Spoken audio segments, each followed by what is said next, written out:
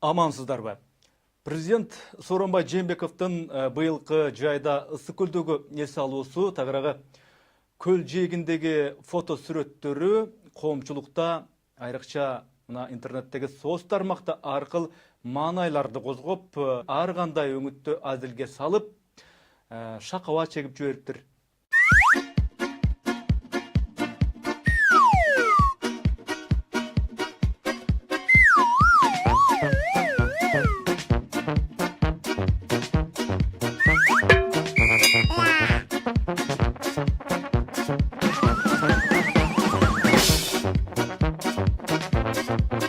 Карикатуралык сүрөткө дагы анын авторуна дагы президенттин дооматы жоктугун, сүрөттү саамга тиктеп туруп президент тек гана күлүп тим болгонун, анан калса ал сүрөткө президент деги бир маани деле бербегендигин, жакында эле башкы прокуратура авторду суракка чакырды деген ушундай бир маалымат президенттик аппарат үчүн жагымсыз сюрприз болгондугун, сайттарда пайда болгон ал кабар болбогондо, качанкы бир ысык көлдө түшкөн мына ошол сүрөттөрдү Сооронбай Жээнбеков унутуп деле калганын президенттик аппараттан Толгон Айстамалиева суроо uzуп аткан журналисттерге так мына ушундай мааниде, так ушундайча билдириптир. Мындай расмий реакцияга караганда президент баш прокуратурага мына тетиги сүрөт тарткан автордун башын же бөркүн алып кел деп деле айтпаган болуп чыга келет. Эгер чын эле ошондой болсо, башкы прокуратуранын желдеттери мурунку эски ажоонун доорундагы жандармериялык адаттарын ташташы керек. Вечерний Бишкек ушул гезитти зордоп тартып алып Рябушкинге бере салгандай, Атамбаевке акарат айттың деп Тайырбек Орунбековду миллион сом айыпка жыккандай, нарын айыпты баш кылып, Чолпон Жакупованы, Дина Маслованы төш кылып, бир нече миллиондорго айыпка байлап, соттон сотко сүйрөгөндөй соттордун укуругу менен Ош ТВ телеканалын оозун жаап, тартып алгандай, уруксаты жок митингге чыктыңар деп активисттерди милицияга талатып кармап кеткендей. Эми кыскасы биздин крышабыз президент Атамбаев деген сыңар эски жолойго салып, чалчактамай, талтактамай адатты прокуратура, сот кызматкерлери тыйбаса, илгерки инерция менен бардык шек, бардык күмөн азыркы президент тарапка бурула берет. Атамбаев кезинде саясий мотив менен ачылган кылмыш иштерин саясий негизде камалып кеткен кишилерди ооба, учурунда биз ушундай акмакчылык кылдык эле. Эми андай кылбасак жумушубуздан айдалып кетмекпиз деп сот, прокуратура тараптагы ботко чалуучулар илгери өздөрү чалган боткону ким чалдырганын ачык айтып, өздөрү чыгарган өкүмдөрүн кайра өздөрү жокко чыгарышы керек болот. Андайга баруу соттор үчүн өзүн өзү жок кылуу менен барабар. Коррупция менен күрөшөм, досума, тууганыма карабайм деп учурдагы президент канчалык какшабасын, президентти элге жакшы көрсөткөн дагы, жаман көрсөткөн дагы так ушул прокуратура, сотто иштеген азаматтар. Калп эле өз куйругун өзү кубалап арсылдап үргөн дөбөткө бетеленбей, соту болобу, прокурорубу коррупция менен реалдуу күрөшүшү керек.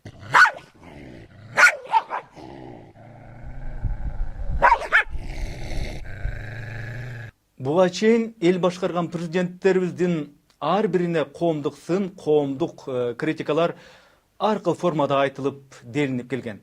Алардын ар кимиси сынды ар кыл деңгээлде көтөргөнү болду, чычалаганы болду, каматканы болду дегендей, улам бир бийликке келген президенттин ажоонун демократиялык териси канчалык калың, анан ал теринин ээси канчалык сабырдуу жана канчага чыдар экен деген суроо коюлуп келет.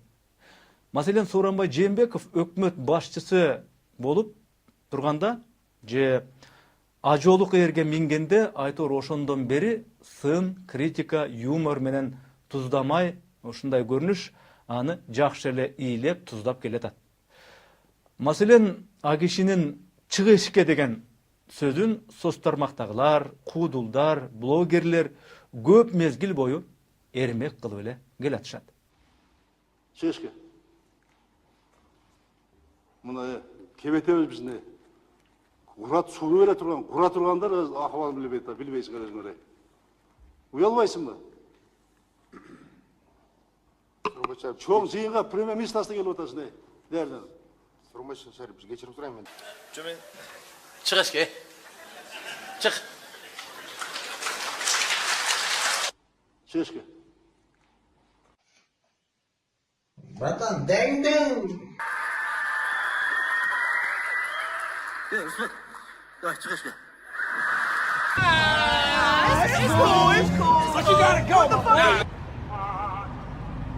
Чык эшикке.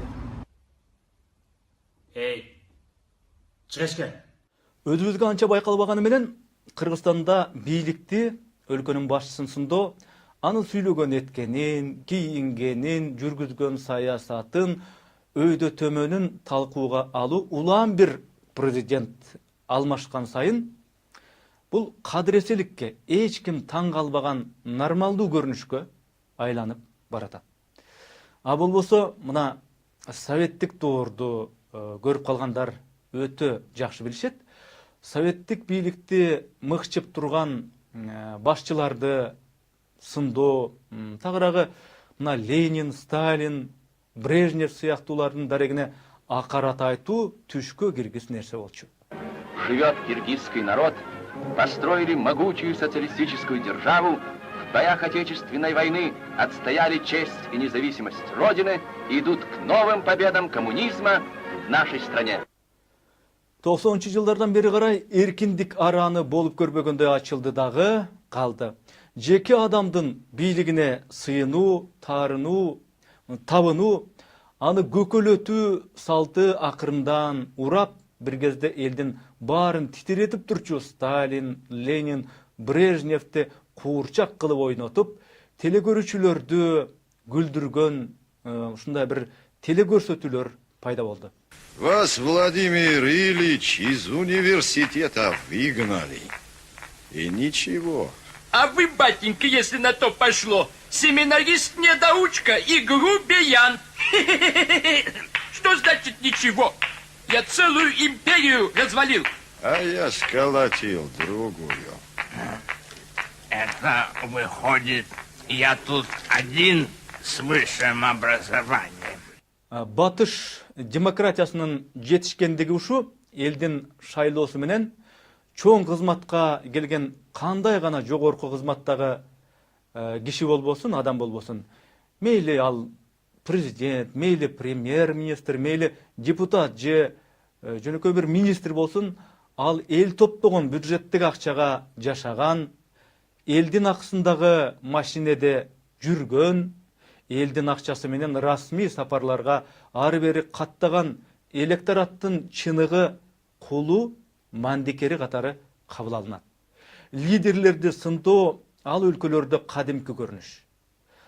Американын президенти Трамптын жылаңач куурчак кебетесин көчөгө коюп алышып, америкалыктар жылмайып эле өтө беришет.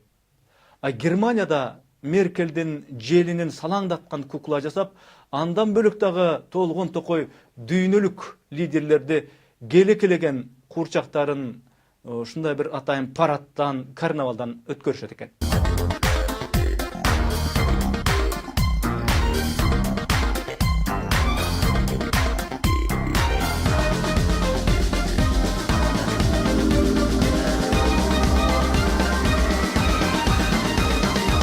Карикатуристчинин автордун келеке фотолорун көрүп, Сооронбай Жээнбеков жөн гана мыйыгынан күлүп койгону эми бул мындай жакшы.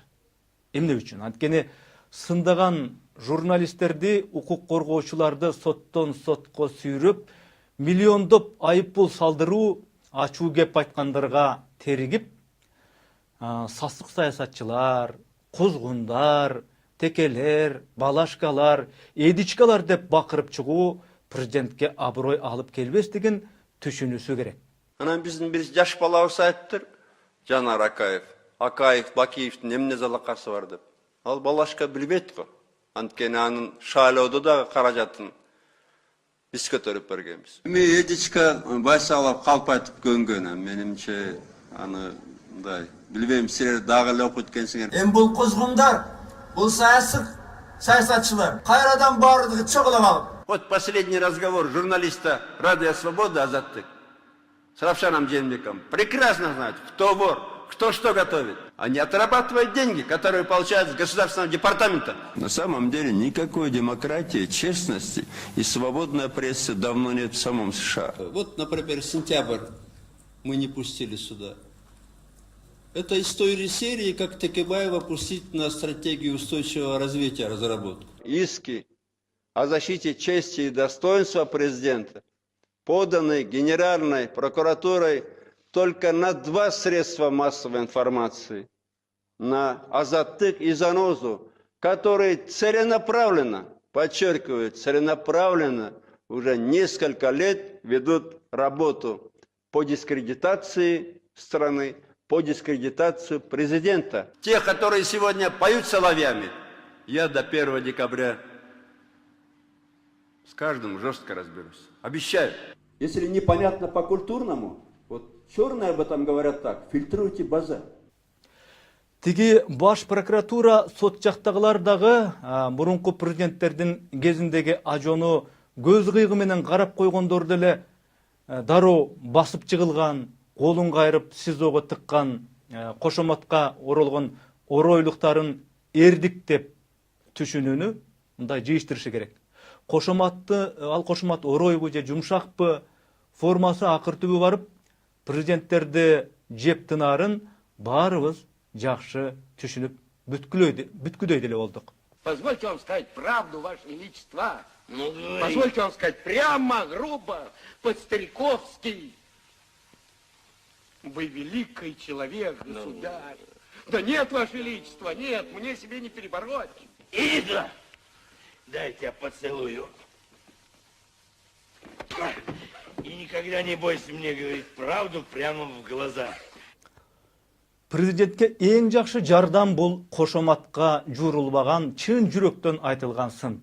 Ал мейли карикатура болобу, макалабы, блогпу, репортажбы же жөн эле катпы, чогулуштарда агынан жарылган эмоциябы, айтор ачуу сындардын президентке дагы, президент башкарган өлкөгө дагы пайдасы өтө чоң. Тоготер ушул. Аман болуңуздар.